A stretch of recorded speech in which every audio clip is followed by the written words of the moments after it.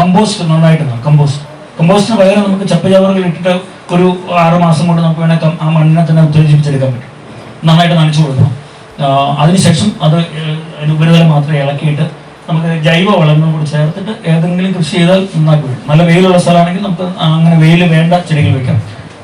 കുറച്ച് വെയിൽ കുറവാണെങ്കിൽ അതിന് അനുയോജ്യമായിട്ട് ചെടികൾ വെക്കാം.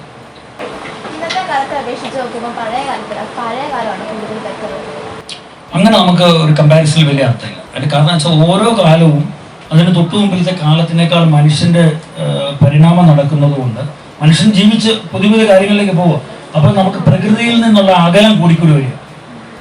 ഇപ്പം നമ്മളുടെ ഗ്രാൻഡ് പേരൻസ് ഒക്കെ അവരുടെ നേരം വെളുത്ത വൈകുന്നേരം വരെ അവരുടെ ചുറ്റുപാടിനെ ആശ്രയിച്ചിട്ടാണ് അവരെല്ലാം ജീവിക്കുന്നത്. ഭക്ഷണമാവട്ടെ, മരുന്നാവട്ടെ, അവരുടെ പ്രവൃത്തി മേഖലകളായിട്ട്. അതാണ് ഇന്ന് അങ്ങനെയല്ല. ഇന്ന് നമ്മളെല്ലാം കൃത്രിമമായി സൃഷ്ടിക്കപ്പെട്ടിരിക്കുന്ന അർബനൈസ്ഡ് ആയിട്ടുള്ള ഒരു കൾച്ചറാണ്, മോഡേൺ ലൈഫ് സ്റ്റൈലാണ് നമ്മുടെ.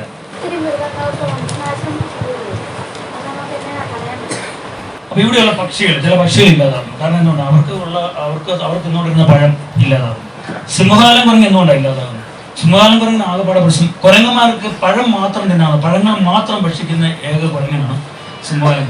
ബാക്കി കുരങ്ങന്മാരൊക്കെ ഇല കഴിക്കും, ചിലർ ഇതിന്റെ കാ കഴിക്കും, പൂ കഴിക്കും. പക്ഷെ സിംഹകാലം കുരങ്ങിന് പഴം മാത്രം കഴിക്കും.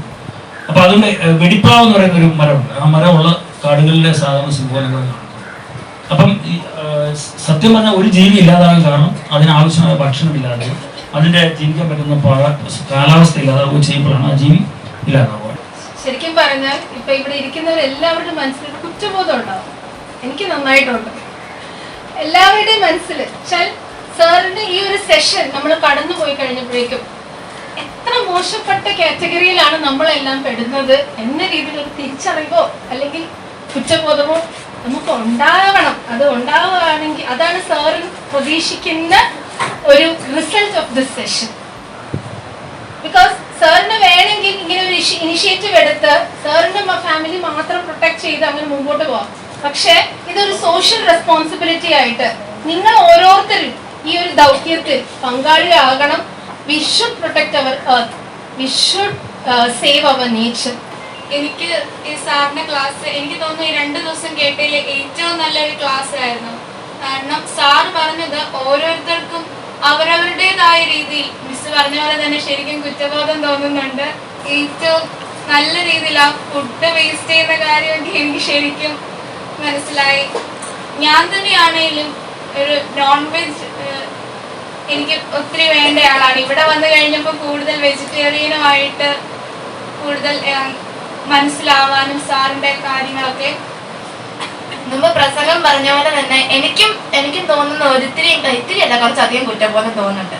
അതിലുപരി ഇങ്ങനെ ഒരു എൻവയോൺമെന്റ് ആണ് നാം ഇപ്പൊ ജീവിക്കുന്നത് എന്നോർത്ത് എനിക്ക് നല്ല വിഷമമുണ്ട്. കാരണം ഒന്ന് രാവിലെ ഇട്ടുന്ന പുറത്ത് നോക്കി എനിക്ക് ഭയങ്കര സന്തോഷമാണ്. കാരണം നല്ല തണുപ്പ്, ഭയങ്കര നല്ല ഫീലിംഗ് ആണ് പുറത്ത് കിട്ടുന്നത്. പക്ഷെ ഒന്ന് കുറച്ചും കൂടെ നമ്മൾ ഇൻക്ലൂഡ് ആയിട്ട് ചിന്തിച്ചു നോക്കിയാല് പണ്ട് ഏറ്റവും നല്ലത് എന്ന് പറഞ്ഞ സ്ഥലങ്ങൾ പോലും ഇന്ന് ഭയങ്കരമായിട്ട് മോശമായി പോയൊരവസ്ഥയാണ്. അതിന് കാരണം മനുഷ്യരായ നാം തന്നെ.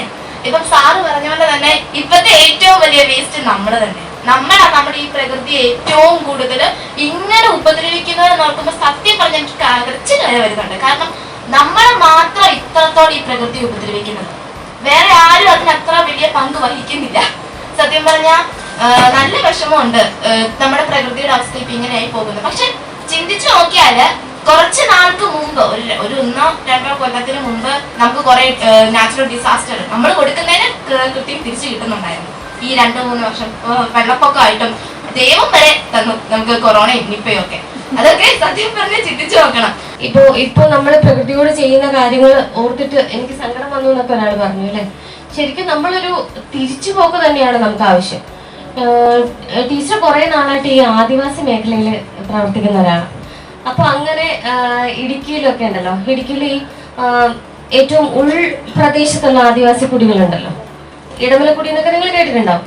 അപ്പൊ അങ്ങനെയുള്ള ഇടങ്ങളില് നമ്മള് അവിടെയുള്ള കുട്ടികൾ പഠനത്തിൽ പിന്നോക്കമാണ് എന്ന് നമ്മൾ വിലയിരുത്തിക്കൊണ്ട് ആ കുട്ടികളെ പഠനത്തില് മുന്നോക്കം വരാൻ വേണ്ടിയിട്ട്, അല്ലെ ആ കുട്ടികൾക്ക് കുറച്ചുകൂടി പഠനത്തിൽ നല്ല രീതിയിൽ പഠിക്കാൻ വേണ്ടിയിട്ട് പ്രത്യേകമായിട്ട് ക്യാമ്പുകളൊക്കെ അവിടെ വിദ്യാഭ്യാസ വകുപ്പ് സംഘടിപ്പിക്കും.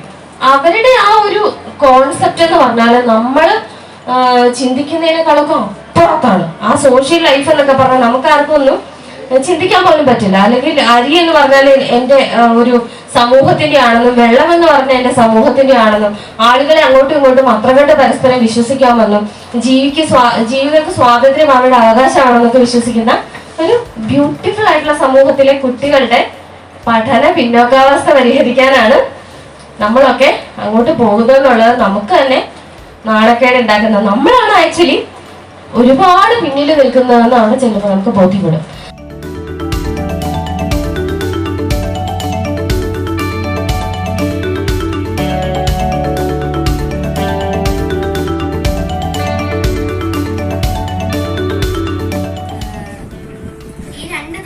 എന്റെ ജീവിതത്തിലെ മറക്കാൻ പറ്റാത്ത 2 ദിവസമാണ്.